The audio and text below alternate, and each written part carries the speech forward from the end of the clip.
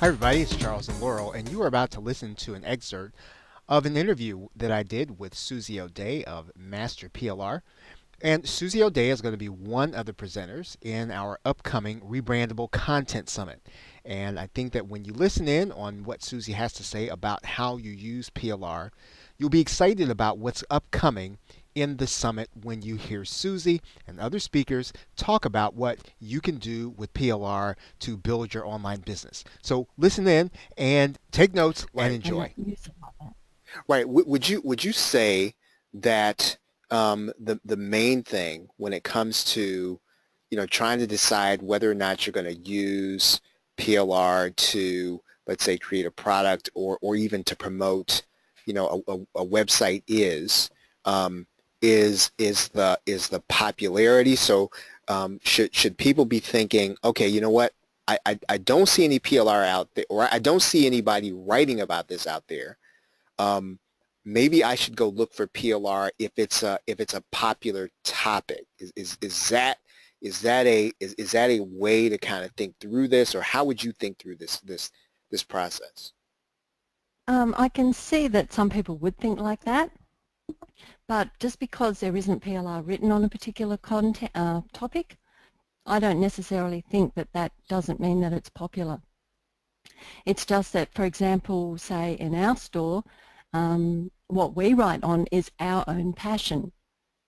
So a PLR provider might have just a passion for a specific topic themselves. So therefore, if the topic that you're looking for is not available, that doesn't mean to say necessarily that it's not a good one. I'm about to cough. No worries. Yeah, so no, I just think that if there's no content available, even ask. I mean, even on our website, we've got PLR requests. If it's a health topic, ask. If it's an internet marketing topic, I know there are some fantastic internet marketing providers. Ask, because they're probably thankful that there's someone that wants, giving them a niche idea.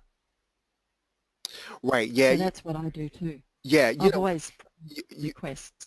you mentioned something just then that I talk to people that say, Charles, I'm really not necessarily interested in the make money online stuff, but I'm interested in making money on the internet. And I think, you know, um, this whole idea of finding, high quality PLR kind of opens up those avenues to people who don't necessarily want to be, or they don't want to do CPA marketing, they don't want to talk about Facebook, but they do want to make money online, and they might be able to. You mentioned the word passion, right? And people Mm-hmm. finding that area of passion and being able to build around it with PLR.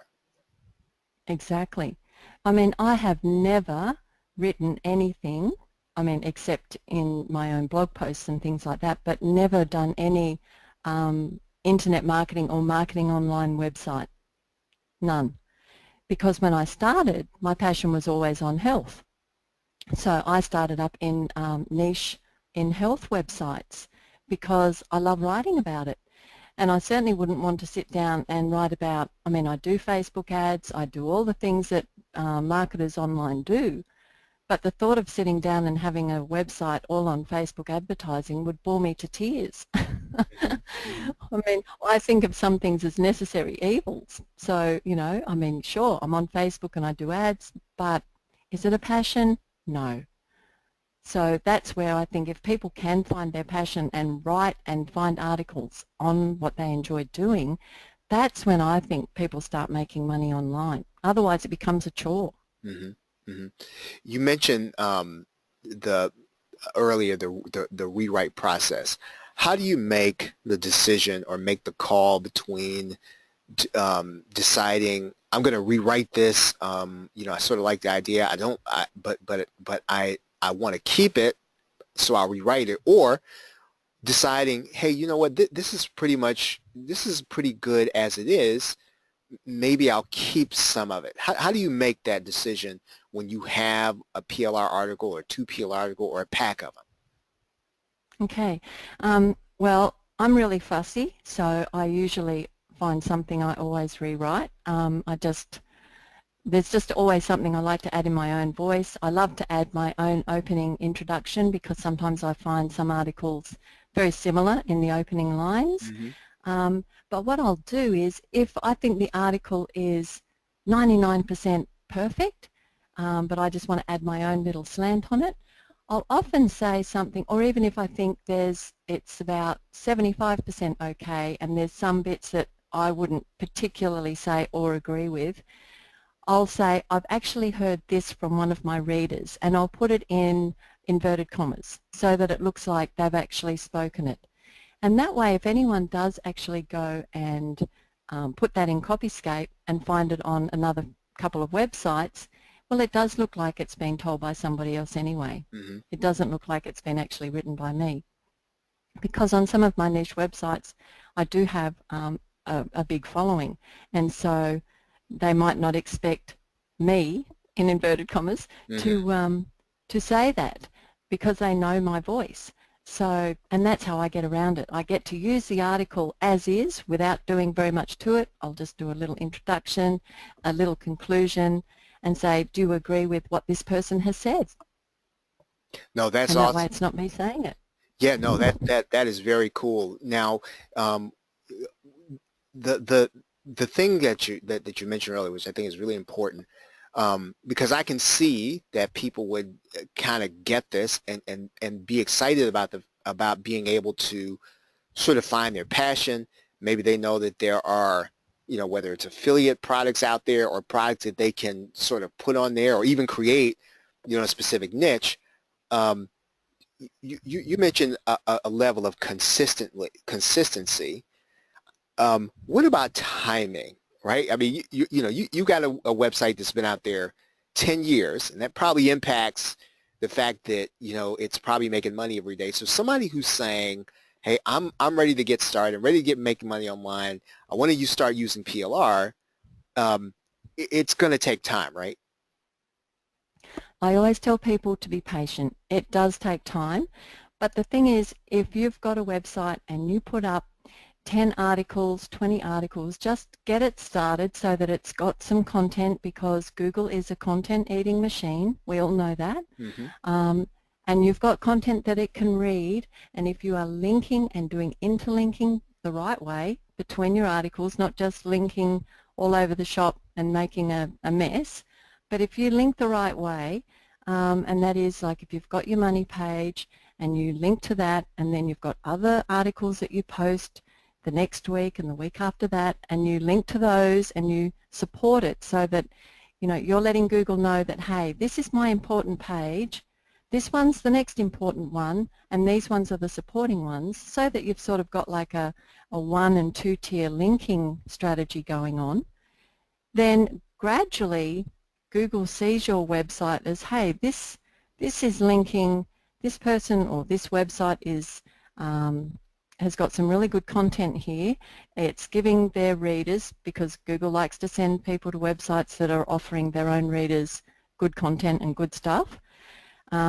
It's got good linking. It leads the website visitor into more good content on the related niche. There's nothing worse than going to a page, and you see it all the time. You can start looking. You'll go to a page and it's on, I don't know, a lot of people talk about dogs, dog training. So it's on dog training, and the next minute you're reading the article and you're linking off to Google AdWords, or you're linking off to Right. home improvements or something stupid. And you think, why do they do that? Because if anyone is doing that, you're just totally ruining your website. I mean, I sort of think you're dirtying it. So clean it up, make it so that it all flows, make sure that it's all niche related. If you've got a website that's got 20 different categories and topics that are not related to the one thing, then go and delete them and do 301 redirects so that they go off somewhere else. Yeah, so many people, and that's where, when I've had people ask me to audit their websites, it's so easy for me to have a look and see, well, I can see why you're not getting any traffic, because it's just not consistent with anything. It's just a mess. Right. So use your PLR the right way. Right. Yeah. Now, for someone who, let's say they did get started, and they were maybe one of those folks that, they had a topic that they liked, and then it got tedious. They fell off, but they're hearing you now, and they're Mhm. saying, okay, well, you know what? I didn't really understand PLR before, but I think I get it. How can Mhm. some of those folks maybe start to initiate or bring their website back from the dead, so to speak? Yep, it's easy to do. If they go into their posts and they put in a search in the post, so that, say for example, they think, oh wow, I've done that. You know, I started off and my website was all on health. Now I've got dog training and internet marketing and Right. all these other things on there because people have put out great launches and great specials and I wanted it and put it on there. Decide what you want. Look at your domain name. If the domain name is on health, keep it on health. If the domain name is on internet marketing, keep it on internet marketing. You don't want to have a domain name that's on one thing but got topic on another. So just get rid of all that other content. If your website's fairly new, you don't really have to do 301 redirects. You know, I mean, after a little while, 3 months, Google sort of sees all the deleted content and sort of everything cleans out. I thought, sort of look at it as a tsunami. You know, you've made this big wave, and now all of a sudden you've got rid of everything. It's all cleaned up, and then all of a sudden it gets nice and peaceful. Once that happens, just start consistently putting up, and even while you're deleting everything, start putting up the right content. Go and find the right niche, the right topics in your PLR, and start afresh. And you'll find that it'll gradually get clean. Because I've even had, even in all my years, like when they were doing, you know, private blog networks and all these sorts of things. I Mhm. mean, I've had even my 10-year-old websites, I've had little penalties slapped on them by Google, and after a few months they're removed. So I mean, even if you've done a few things that are a bit um, black hat or shonky, I mean, I mean, we all have at some point. It'll all gradually clean itself up, and yeah, and you'll be able to get on your way. Make it so that it works, because Yeah. it does work. Yeah, no, that's cool. So would you say that uh, from the time, let's say, that you got started, and there were the days where it was kind of the Wild West with Google, and it was just kind of wild, and you just throw something up there and it would just kind of work. Um, Hmm. to some degree, though, it sounds like if you're willing to, as you said, be consistent and put content there that is relevant. It may not be the Wild West like it used to be, but it's still effective. Is that what I hear? Oh, it is so effective. I mean, big SEO companies rely on good quality content to put on their client websites, because there's no point getting backlinks, there's no point doing anything if there's nothing to link to. So content is still king. I mean, it really is. And, you know, I always try and explain, like I said earlier, that Google is a content eating machine. I mean, it's an information software. I mean, that's what it's there for, to provide people with information. So the more information you have on your website, the more articles that are there, the more Google finds little tiny hidden keyword nuggets, long tail keywords that you might even not even realize that you've got there. I mean, if you check Google Webmaster Tools and you have a look and see what phrases are being found on your website. I mean, I'm shocked at some of the phrases that I get traffic from. And what I do is I go and have a look periodically and think, oh wow, that page is getting a lot of visitors. So I'll go to it, and sometimes I'll cringe because I'll think, oh no, there's nothing on there of real value that I consider value, because the article might be 10 years old. Hmm. So it'll be just a 200-word article from the old days. I'll revamp it and I'll make it so that it's got so much content on there that it's just loved and adored even more. But I'll also monetize it so that any page that I can see starts getting traction, I monetize it straight away, or do some sort of call to action, whether it's to try and get someone on my list, to try and sell them, point them to an affiliate program or one of my own PLR products. Yeah, that's what I do. No, that's fantastic. Well, one of the things that Susie will be joining me for, as depending on when you're hearing this, she's going to be part of our virtual content summit, the Rebrandable Content Summit.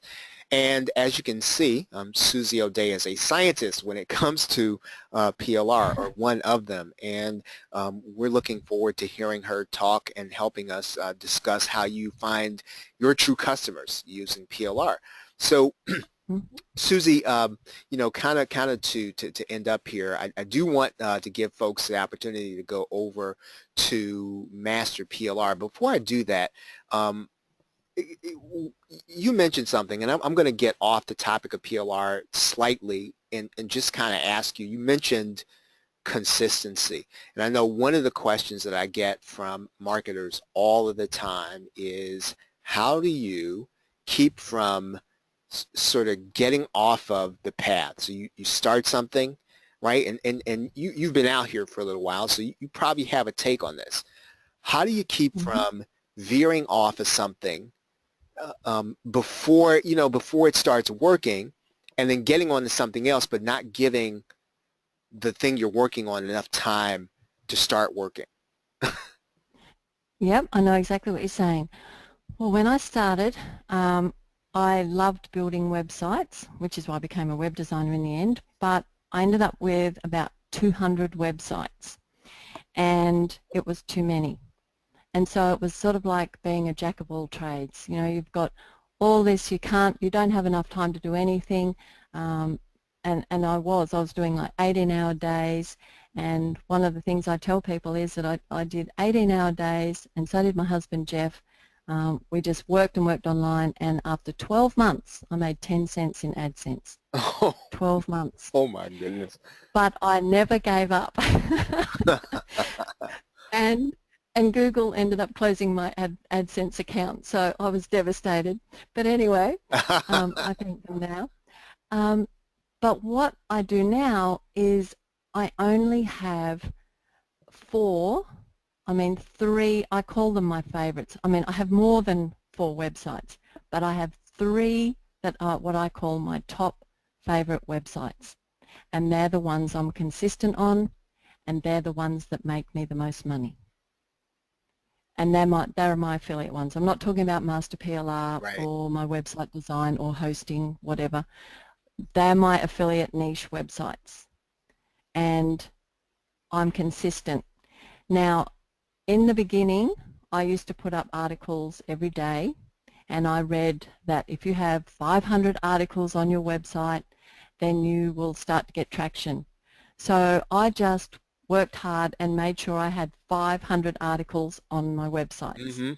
But after that, and that sounds a lot, but if you sort of think of how many PLR packs that you might have in your little folders, when you know how many people put out PLR packs, it doesn't take that long to get lots of articles up. Now that took me a long time to do. It wasn't like I did that overnight. But then after that, I made sure that I just put up 1 a week. And like I said, over Christmas I only put up 1 a month, but that's because it's older. But I always say to people, 1 to 2 a week. If you can do that, that's consistent. You don't have to do it at the exact same time on the exact same day. If it's just once a week, one couple a week, then you'll start to see some action. You'll start to see your visitor count going up in your analytics, and you'll start getting excited. Wow. Yeah. Well, Susie, this has really been fantastic. I really cannot wait until the summit, until you have a chance to really dive in deep. This is, I think this is going to be helpful for a lot of reasons, because there's a myth that says that if I don't have a big launch and I don't have a lot of affiliates, there's no way I'm ever going to make money online. And you're talking about a totally different world, which is really coaxing people to come that want to come to your website and to build the kind of passive force, right, to generate income with PLR. Yeah. Yeah, I'm talking as if I was just a niche affiliate marketer, just like probably most of the people listening to this now, because that's how I started.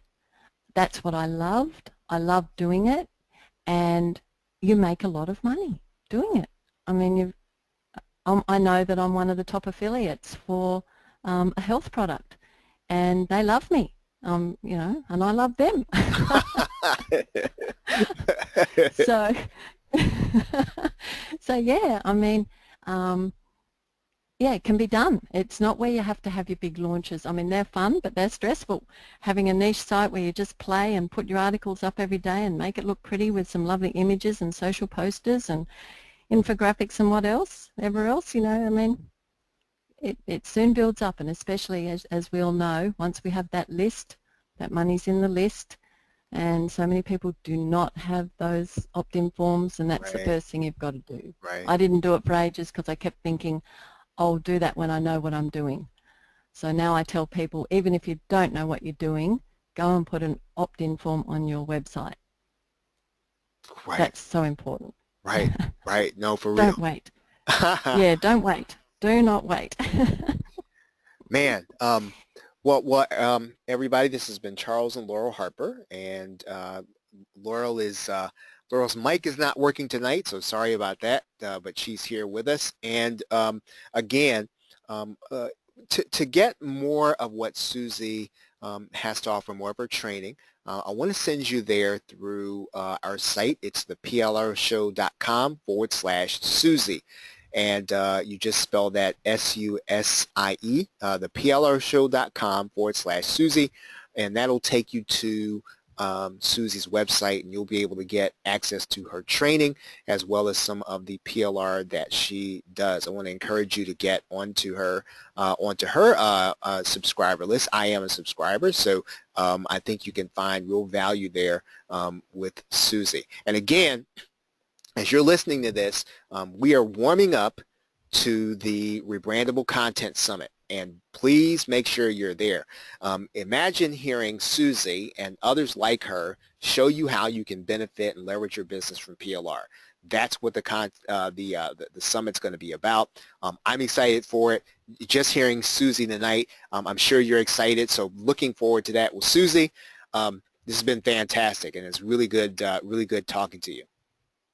Thank you. It's been a pleasure. And then it's nice to meet you after all this time. Yeah, no, right on, everybody. So everybody, thank you very much. Understood my Aussie accent. That's right. Everybody, thank you very much. Have a great night and a pleasant tomorrow. Take care. Bye.